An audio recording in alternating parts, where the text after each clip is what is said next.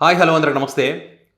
వీడియోలోకి వెళ్ళడానికి ముందు ముఖ్యంగా నేను నిజమైన జగన్మోహన్ రెడ్డి ఫ్యాన్ అని చెప్పబడేటువంటి వాళ్ళు ఎవరైతే ఉంటారో వాళ్ళకి ఇదే పెద్ద టాస్క్ నేను ఇవ్వబోయేది. ఎందుకంటే నేను ఇక్కడ నా ఛానల్ని సబ్స్క్రైబ్ చేసుకోండానో లేకపోతే ఇంకోటో నేను కోరుకోవడం లేదు. మేము ఎంతో కష్టపడి చాలామంది బూతులు తిడుతూ ఉంటారు. సరే తిట్టినా పర్వాలేదని నిజాలు చెప్పడం ఆపలేదు. మెడికల్ కాలేజ్ విషయాలకు సంబంధించి అనేక నిజాలు చెప్పేటువంటి ప్రయత్నం చేస్తూ ఉన్నాం. కానీ ఈ బాధలన్నీ తిట్టినోడు బూతులు మాట్లాడి వాళ్ళ బాధలన్నీ మర్చిపోవాలంటే ఏం చేయాలంటే మేము కష్టపడ్డ వీడియో ప్రజల్లోకి చేరితే నిజం ప్రజలకు తెలిస్తే అప్పుడు మేము హ్యాపీగా ఫీల్ అవుతాం. మరి ఇంత కష్టపడ్డా కూడా ఆ వీడియోను షేర్ చేయడం లేదు. ప్రజలకు చేరువయ్యే విధంగా ప్రతి ఒక్కరు జగన్మోహన్ రెడ్డికి ఉన్న ఫ్యాన్స్ ఎంతమంది ఉన్నారండి? కోట్లల్లో ఉన్నారు. వాళ్ళు తలుచుకుంటే రాష్ట్రంలో ఉన్న ప్రజలందరికీ ఈ నిజం అన్ని వీడియోలు చేయమని చెప్పట్లే, అసలైనటువంటి నిజాలు తెలియాల్సినటువంటి నిజాలను మాత్రమే షేర్ చేయమంటున్నాం మనం ఇక్కడ. సో నాది రిక్వెస్ట్. సో ఖచ్చితంగా నిజమైనటువంటి జగన్మోహన్ రెడ్డి ఫ్యాన్ ఎవరైతే ఉంటారో వాళ్ళు ఖచ్చితంగా ఈ వీడియోని షేర్ చేయండి. ఎందుకంటే చాలా ముఖ్యమైనటువంటి టాపిక్ ఇది.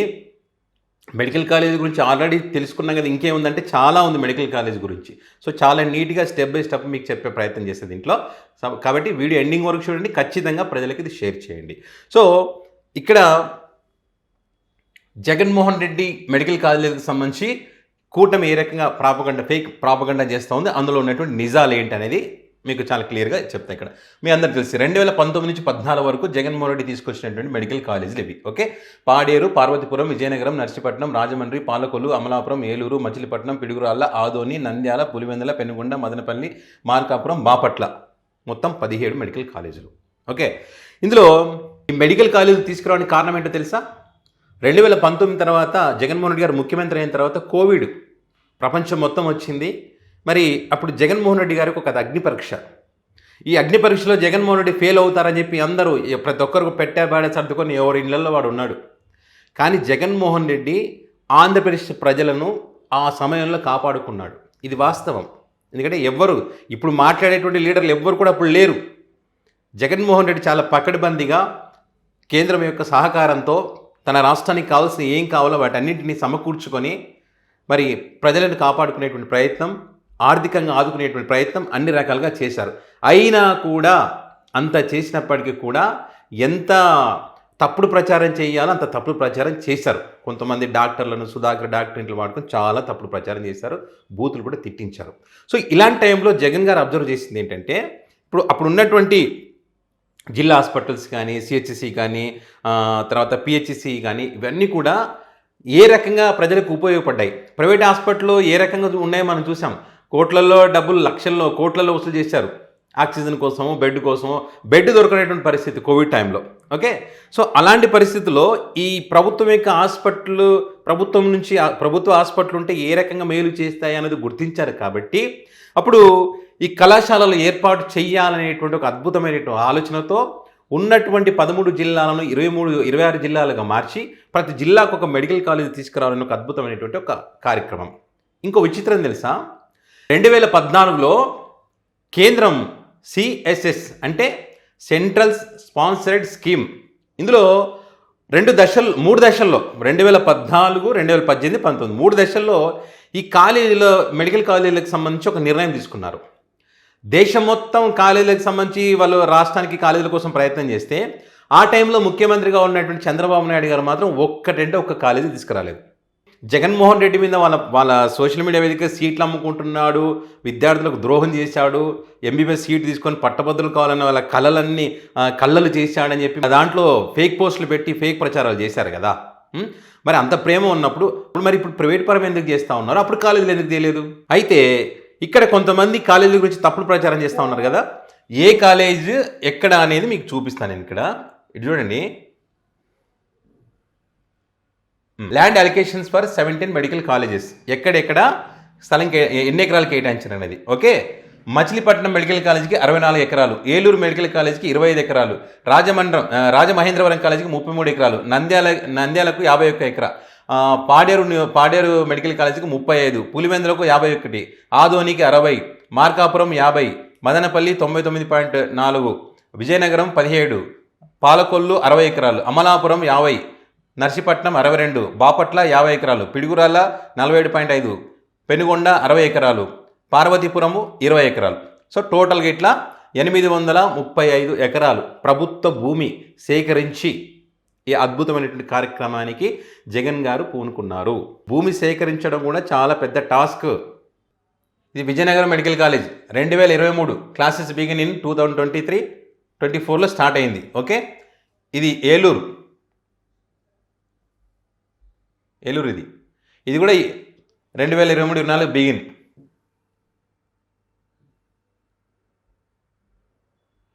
రాజమండ్రి క్లాసులు బిగిన్ అయినటువంటి, నంద్యాల క్లాసెస్ బిగిన్ ఇన్ 23-24లో. ఓకే, మచిలీపట్నం 2023-24లో క్లాసులు స్టార్ట్.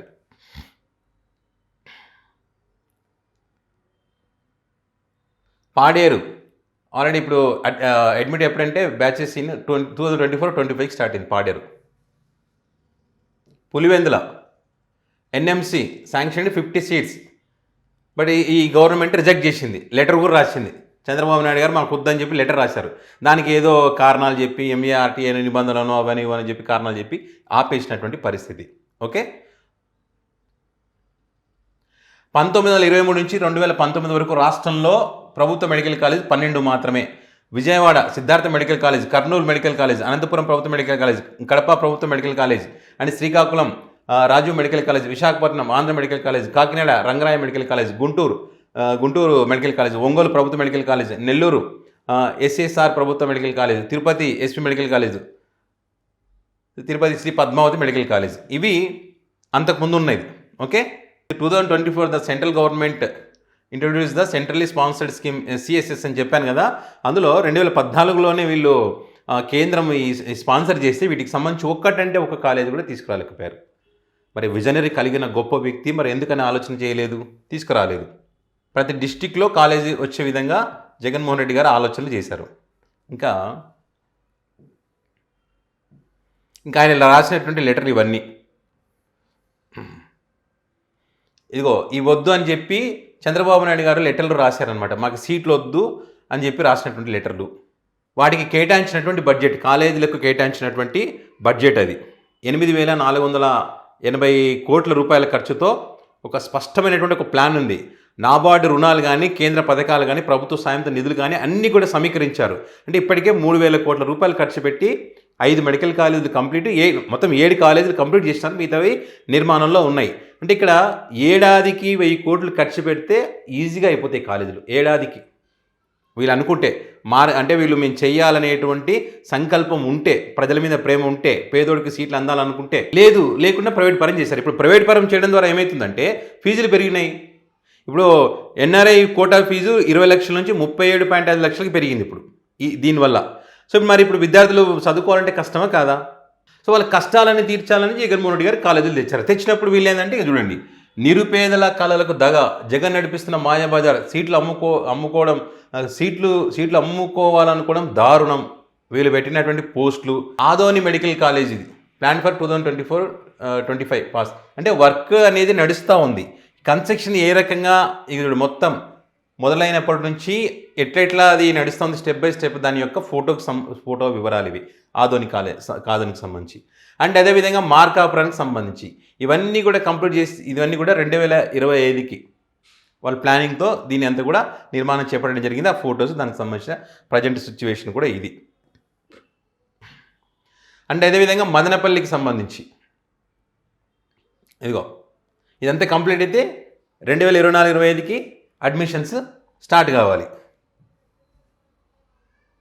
ఇది Piduguralla Palnadu work in progress. ఇది కూడా 2024-25కి ఆల్రెడీ కంప్లీట్ అయింది. ఇంకో కొంత వర్క్ ఉంది. ఆ వర్క్ అంతా కంప్లీట్ చేసుకుంటే ఇది కూడా సీట్లు కూడా అందుబాటులోకి వస్తాయి. అమలాపురం ఇది 2025 వరకు టార్గెట్గా పెట్టుకొని వర్క్ చేస్తారు, 2025-26 వరకు. సో ఇది దీని పరిస్థితి. బాపట్ల పరిస్థితి ఈ ప్రజెంట్ ఇది వర్క్ నడుస్తూ ఉంది. టార్గెట్ ఇది కూడా 2025-26కి టార్గెట్ పెట్టుకొని వర్క్ చేస్తూ ఉన్నారు. సో స్టెప్ బై స్టెప్ వీళ్ళు చాలా నీట్గా పద్ధతిగా అన్ని రూల్స్కి ఇప్పుడు ఎన్ఎంసీ నిబంధనలు ఏమంటే వాటికి అనుగుణంగా పని చేసుకుంటూ పోతున్నారు. సో ఈ నిర్మాణాలకు సంబంధించివి వీళ్ళు ఏం చేస్తారు, ఇక్కడ వచ్చి నిలబడతారు. ఇన్ని ఫొటోస్ ఉంటాయి కదా, ఇక్కడ నిలబడతారు పక్కన, ఆ చెట్లు చూపించి ఇదిగో ఫోటో మెడికల్ కాలేజ్ ఏడు ఉంది అంటారు. మరి ఇవన్నీ ఎవరు చూపిస్తారు? చూపించాలి కదా. ఇక నర్సీపట్నం, ఇదిగోండి పార్వతీపురం, మన్యం చూడండి, ఇక్కడ కన్స్ట్రక్షన్ స్టార్ట్ అయింది. ఇది కూడా 2025-26కి కంప్లీట్ కావాలనే ప్లానింగ్తో పెట్టుకున్నారు. ఇది కూడా పెనుకొండ, మొన్న మంత్రి సవిత గారు పోయి పక్కన చెట్లు చూపించి నీళ్లు చూపించి కాలేజ్ లేదన్నారు కదా, అదే మాజీ మంత్రి గారు ఉషశ్రీ చరణ్ గారు పోయినారు, లోపలికి అన్నీ ఆ కట్టినటువంటి కన్స్ట్రక్షన్ లోపల బిల్డింగ్స్ అవేంటివన్నీ మొత్తం చూపించినారు. పరువు పోగొట్టుకున్నారు వాళ్ళు. ఎందుకు అబద్ధాలు చెప్పడం? మంత్రి పదవిలో ఉన్నారు, మంత్రిగా ఉన్నారు, అబద్ధాలు చెప్పి ఏం సాధిస్తారు చెప్పండి. సో ఈ రకంగా 17 మెడికల్ కాలేజీలకు సంబంధించి 2026 వరకు అన్నీ కంప్లీట్ చేయాలనే ఒక టార్గెట్తో పక్కా ప్లాన్తో జగన్ గారు ముందుకు వెళ్ళడం జరిగింది. అందులో 7 కంప్లీట్ అయినాయి.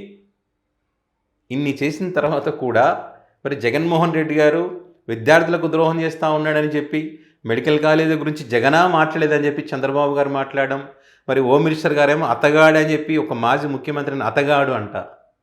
ఏం మాటలు అవి? తెచ్చిన వాటిని మీరు నిలబెట్టుకోలేక, మీరు అధికారంలో ఉన్నప్పుడు ఈ సిఎస్ఎస్ ఈ స్కీమ్ వచ్చినప్పుడు మీరు తెచ్చుకోలేక, తెచ్చినటువంటి కాలేజీలను మరి మిగతా కన్స్ట్రక్షన్ నిర్మాణాలు ఏవైతే ప్రోగ్రెస్లో ఉన్నాయో వాటంతా కంప్లీట్ చేసి పేదలకు అందుబాటులోకి తీసుకురావాలని చెప్పి ఒక ఆలోచన ఏమాత్రం లేకుండా అంత ఫేక్ ప్రాపగాండా దారుణంగా, అది కూడా ఇట్లా కరోనా లాంటి పరిస్థితులు వచ్చినప్పుడు ఏ రకంగా ఉపయోగపడుతుందని చెప్పి ఒక గొప్ప ఆలోచన అది. ప్రజలందరూ ఒకసారి సీరియస్గా ఆలోచించండి. ఒకసారి కరోనా పరిస్థితులను గుర్తు తెచ్చుకుంటే దీని యొక్క విలువ ఏంటి, ఇది ఏ రకంగా మనకు ఉపయోగపడుతున్నటువంటి ఒక ఆలోచన మనకు వస్తుంది. సో ఇవి చాలామందికి తెలియనటువంటి నిజాలు ఇవి. సో కాబట్టి ప్రతి ఒక్కరు కూడా ఈ విషయాలు ప్రజలకు చేరవలసినటువంటి బాధ్యత ప్రతి ఒక్కరికి ఉంటుంది. ఈ వీడియో ఎవరైతే చూస్తున్నారో వాళ్ళందరూ ఖచ్చితంగా ప్రజలకు చేరవేయండి, నిజాలు తెలియజేయండి. ఎందుకంటే ఈ ప్రైవేటీకరణ జరగకుండా ప్రభుత్వ ఆధీనంలోనే ఉంటే మనకు అన్నీ, ఇప్పుడు ప్రభుత్వ ఆధీనంలో ఉండడం వేరు, ప్రైవేట్ ఆధీనంలో ఉండడం వేరు కదా. కాబట్టి సీరియస్గా ఆలోచన చేయాల్సిన అవసరం ఉంది. ప్రైవేట్ పరంగా కాకుండా మీరు దీన్ని అడ్డుకోవాల్సిన అవసరం ఎంతైనా ఉంది. సో మరి ఈ అంశానికి సంబంధించి మీ అభిప్రాయాన్ని కామెంట్ రూపంలో పెట్టండి. ఖచ్చితంగా ఈ వీడియోని మరి అందరికీ షేర్ చేయండి.